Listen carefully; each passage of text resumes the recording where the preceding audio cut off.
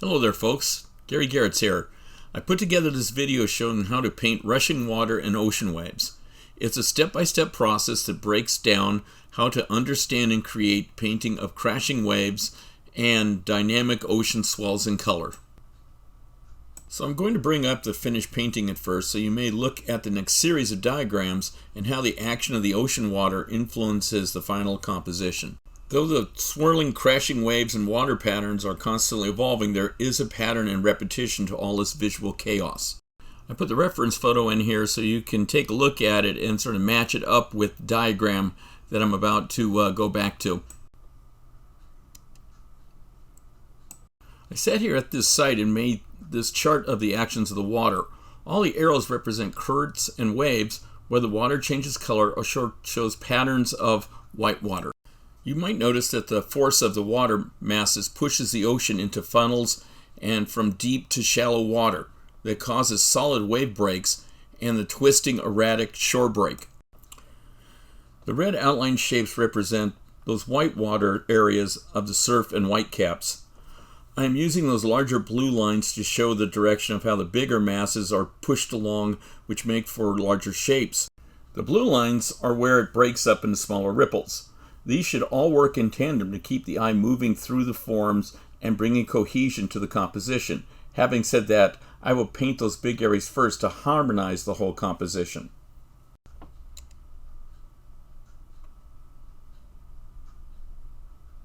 So a lot of this idea comes through plein air painting. So though I may be eventually painting all of these ripples and little waves 2 hours in the future, I'm using this time, if I was looking at this, to plan out the wide variety of different lines and marks and paint shapes I'm going to be using. I don't want the surface of the water to become monotonous with the same sort of mark continually over the entire picture, but to change things up to make it more dynamic. So I may be having a lot of thin, short lines and some long, big, cool shapes to kind of add into this. So ultimately, this demonstration isn't about making a static, tight, diagramical painting. It's more about looking at what you're seeing, so as you're able to move a lot more dynamically and fluidly as you put these accents on top of the painting, it will make the whole painting process a lot less frustrating and a lot more dynamic in your problem solving.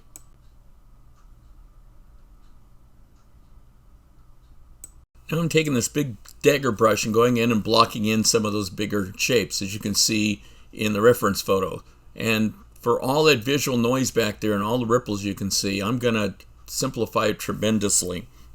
I'm working more off the reflection on the water rather than the effect the ripples have, because those are darker.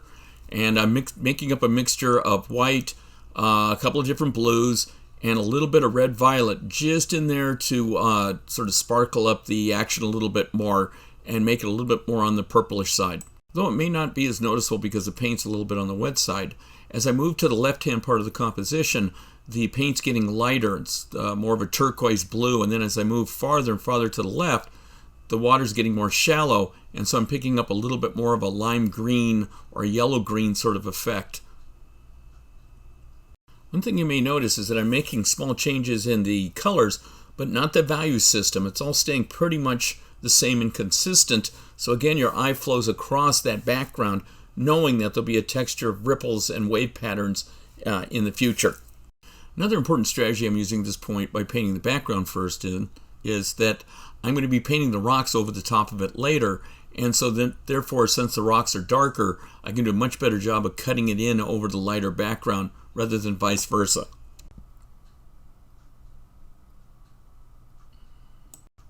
Now I'm switching gears a bit and painting in more of the action of that wave coming around the side of that rock and then those crashing waves in the front. And I am breaking it up a little bit more into smaller shapes that I'll bring a large one over the top of it later. But you can see I'm taking that dagger brush and the different consistencies of paint and using a dry brush technique, which actually kind of makes the water look rougher and the surface of the painting look more interesting. And then even using more of a diluted sort of bit of the color at the end to show different consistencies in the levels of the paint.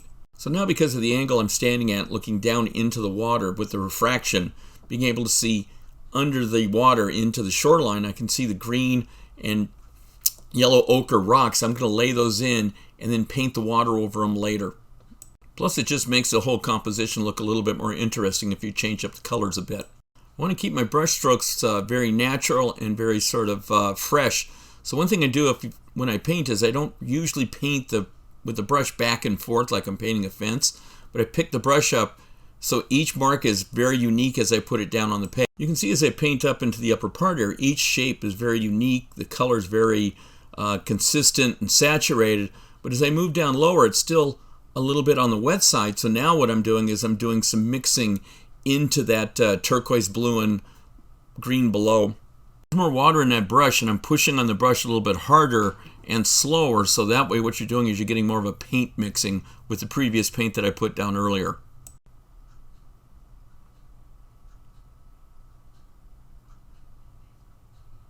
Mixing in a pretty wet area right here, and I'm also using a peacock blue with orange and red mixed into it, just a bit though. So it's a complementary color, so it's graying out a bit and not trying to compete with that more intense saturated area that's right above it. And once again, there's some wet on wet paint mixing going on in this part where I'm putting in these greens. One reason I'm throwing the green is I know I'm going to be moving this a little bit to the left and hooking up with that refraction stones under the water scene that I painted just a little bit ago. As we pull out of the reference photo, I am a little concerned that as I paint more into this, that it is looking a little bit more choppy and uncoordinated. But at the same time, I know that ultimately this is going to be an underpainting that I'm going to have to bring the other details and information into later and make it look cohesive. One important point to keep in mind is that this is around about 3 o'clock in the afternoon in bright sunlight. So with that more shallow water, you're getting much more saturated colors that I'm putting into the mix, especially over on the left-hand side where the shore comes up a little bit more.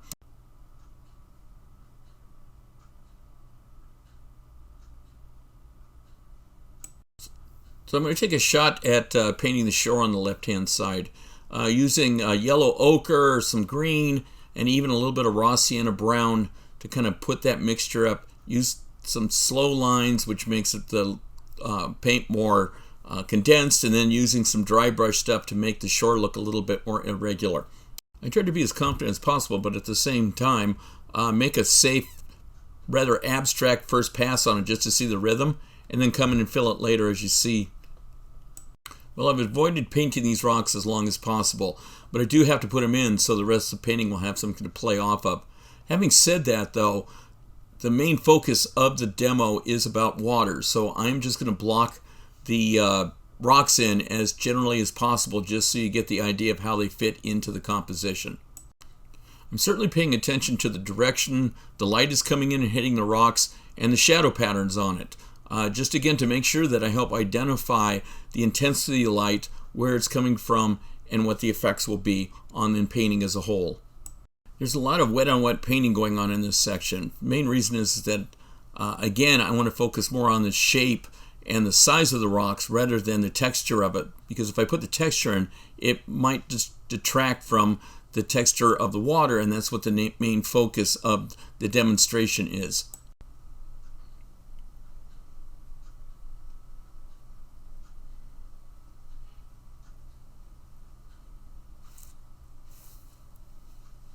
So one of the biggest mistakes I find in painting is the fact that when people paint rocks, a lot of times what happens is they just paint them a monochromatic gray or brown, and I always try to do a little complementary color mixing in it. So the browns have a little bit of, say ultramarine blue or peacock blue. The blue areas have an orange or even a little bit of opera, which is a luminescent red violet in them. The important point is, of course, is to keep all your values clustered so they don't become jumbled and chaotic. You'll probably notice that I'm throwing out around about 95% of the detail, if not more, again, just to keep it all unified, especially with the water that's swirling around it. Here's a 30-minute long plein air painting that I did on site, so you can go back and forth and make the comparisons. Again, see the shape design and the shadow design on it to make sure that everything's cohesive. Well, procrastinating enough, it's time to start blasting in more of the contrast between the lights and the darks. And I picked this area right in front of the rocks to sort of hit at one of the last points just because it's so confusing with the dark shadows and the kelp in there and the rocks underneath. and all of this jumble of information. So again, once I have to do is simplify but make it add to the composition of the painting. So I'm punching in bigger shapes on it, again trying to keep the rhythm of the darks moving so the eye moves along with it and doesn't really stop on any certain point. This is where it's important to actually get out and take a look at your source material every now, even if you're working off of photographs. And the fact that I'm about to go out and paint that shadow back underneath that rock, well, I know if I look at the photograph, it's just this one big black mass of shadow. And to be able to make it work, I have to know where to break that rock, in a sense settle it into the ocean before I come back into it later and paint the shadow shapes on top of the rock. That way it's cohesive and it just doesn't look like it just bleeds right into the ocean.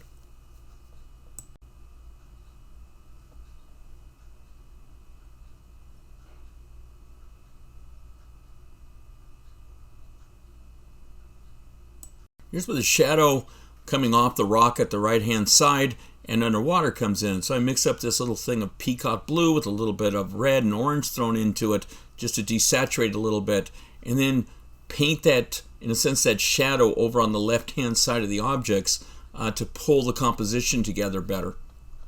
So I have a large pool of that color on my palette, so I'm going to move it around elsewhere but not use it the same way. Sometimes I'm going to thin it out, move the brush a little bit faster, which will also thin the paint out, and then use it in areas like the white where it'll appear a little bit more high contrast, and now the paint is beginning to thin out even more, and I'll use it, move it around elsewhere, and even glaze it over the top of that green to knock that green back a little bit. I'm going to jump ahead a little bit here and show where the rock is blocked in with a combination of violets and blues and some raw sienna and burnt umber. This is more the shadowed areas and the rocks in the background. I switched over to a flat-headed brush just because, again, for the more angular structure of the rocks and to sort of play up the planes a little bit more.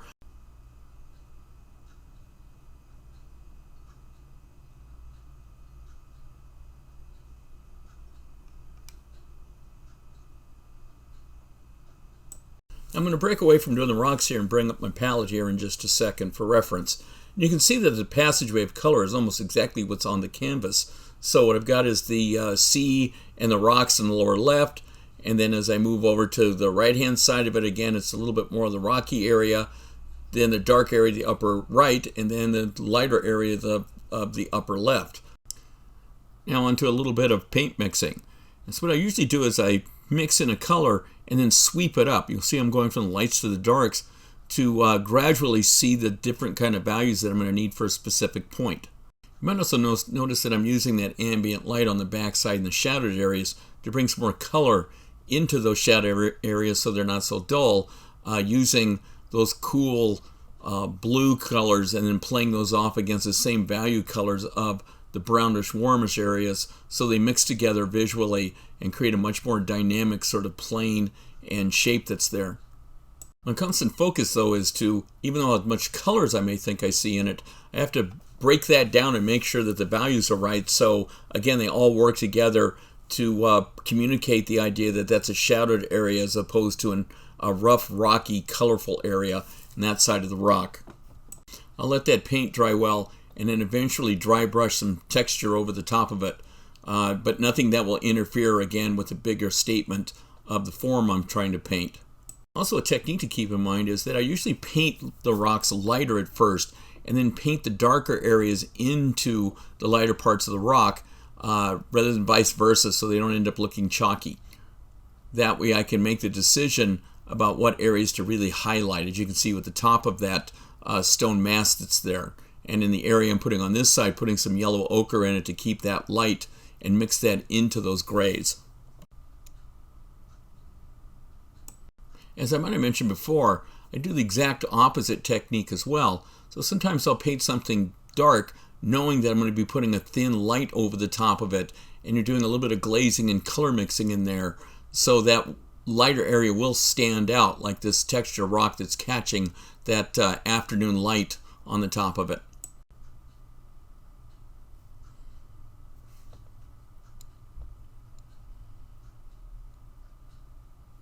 Now you can see both techniques combined into one. So as I'm finish off that rock, and then move the same technique out to the other rocks and cliff faces around it. Okay, now the painting's about halfway there. It's all blocked in. I can see the rhythm of the general bigger overall shapes. Some of the objects are in, stones on the seashore there. So I got a good start, and now I'm going to start to bring a little bit more of the texture and details into it. This is where those diagrams at the beginning of this demo come in. And now I'm starting to paint some of the underwater shadow shapes and sort of start to very lightly knock in the pattern of the ripples and even the shadows of the rocks underneath the surface of the water. But again, keeping to that diagram, so I make all these lines and all these marks very rhythmic, and they all sort of flow together.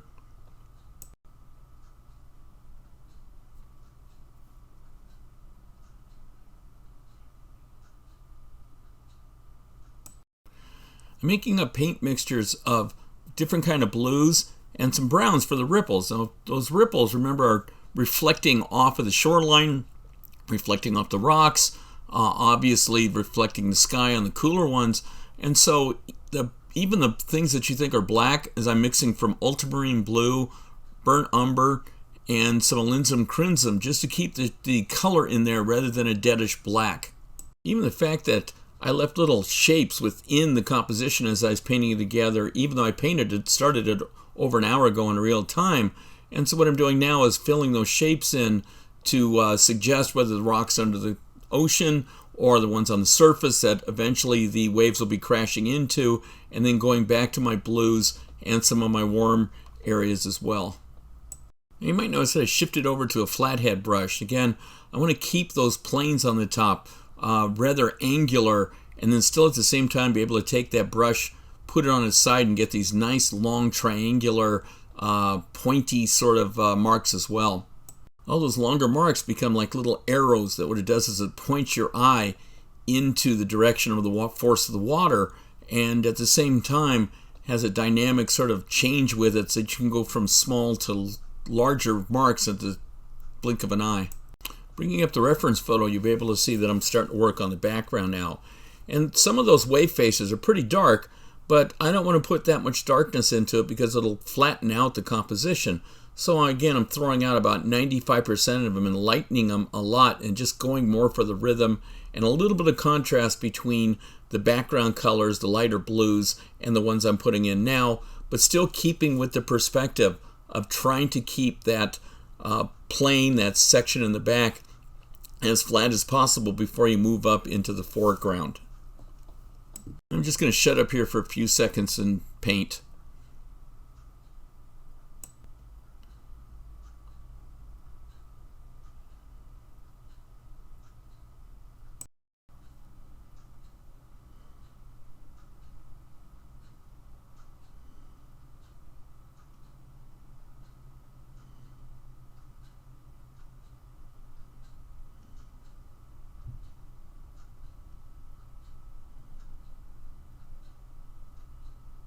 So I put together a mixture of peacock blue and some ultramarine blue, maybe even with a little bit of burnt umber in it to make it a little bit darker. And now I'm working on to these lower set of ripples and small wave shadows. And I use sort of the rule of 3 to make it not get so monotonous. So if I get like 3 of the same sort of stroke, what I'll do is I'll automatically make something longer or shorter, most of the time thicker, and then paint right into the series of strokes so it groups them. Once again, you can go into the mindset of this if you go back to those diagrams right at the beginning of the demo, and then also use the reference photo to take a look at. You can see that there's much more going on in the reference photo, and I will be putting some white over the top of it later. But hopefully what you can do is you can see the rhythm of the waves and the movement of the water as it passes through my composition, and your eye doesn't get just stuck on fine little details, but moves through the bigger sense of space there.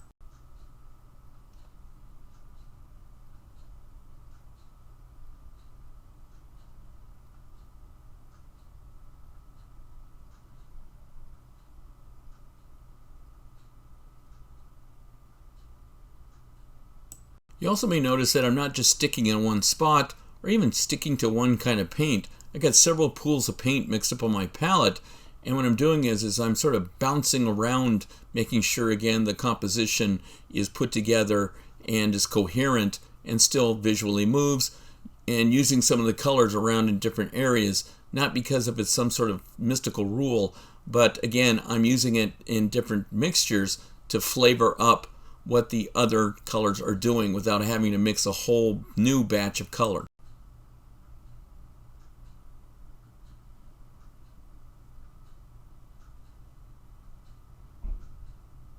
Now to reflect a different part of the ocean waves here, what I'm doing is moving into more of a turquoise green and Windsor green as a mixture, and then putting it over on that other side of the rock to show that the light is flowing through there, and also layering it over the top of some other blue areas so they don't look perhaps so uniform and boring.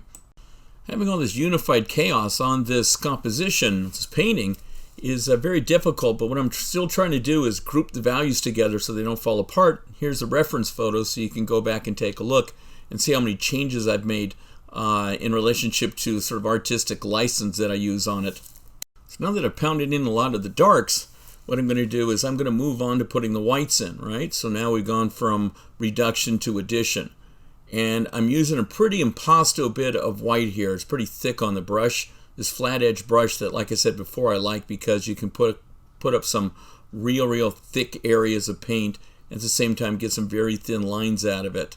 And so now what I'm doing is, again, I'm sort of putting those glints, white caps over the top of the waves, and certainly a little bit more color. You can see the dry brush that I'm adding to it. So the paint goes from fairly thick down this squiggly area where the foam is coming into the beach, and they're getting a little bit of shore break. And then there's little glints going over the top of the wave caps, the wave edges, and then again more rough parts where in a sense where the foam meets the sand.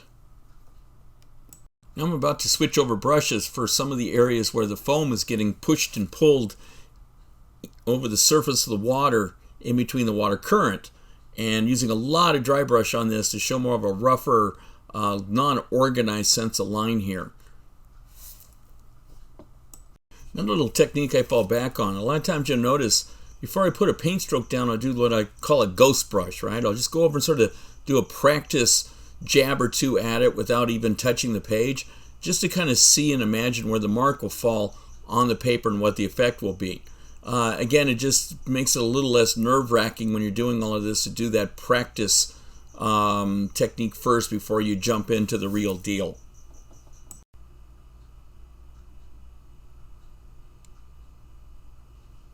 Also, if the strokes start to look too uniform, what I'll do is I'll take the side of my finger and flick it over the top and feather the edges out so it looks a little bit more random. These are those last little important details you have to pay attention to. A part that's really going to move your eye around the composition. And the technique goes from, like, again, little blobs where the light's hitting, just glinting off the top of the waves, to some of these like secondary sort of waves and little parts of the water being pushed around or glints on the rock. That's just going to really make the accents come alive and give a little bit more volume to your painting.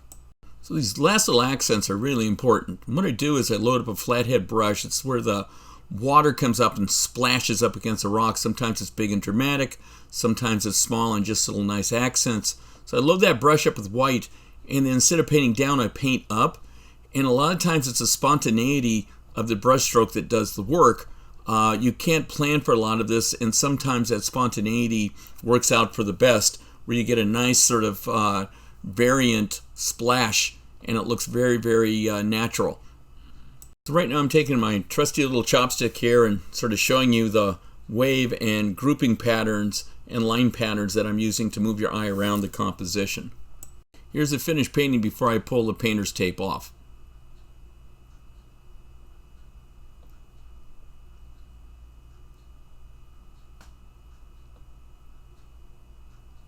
And to finish it off, here's one last look at the reference photo so you can compare it against the painting at the end. And now back to the final painting with the sharp edges after I pull the painter's tape off very slowly, not to rip the board that it's on. So hopefully all this technique and methodology and craziness makes sense to you as you put one of these things together. And the best part of this is I'd like to think that you'll be able to see the power and the motion and the energy that's in that ocean as it moves across this composition.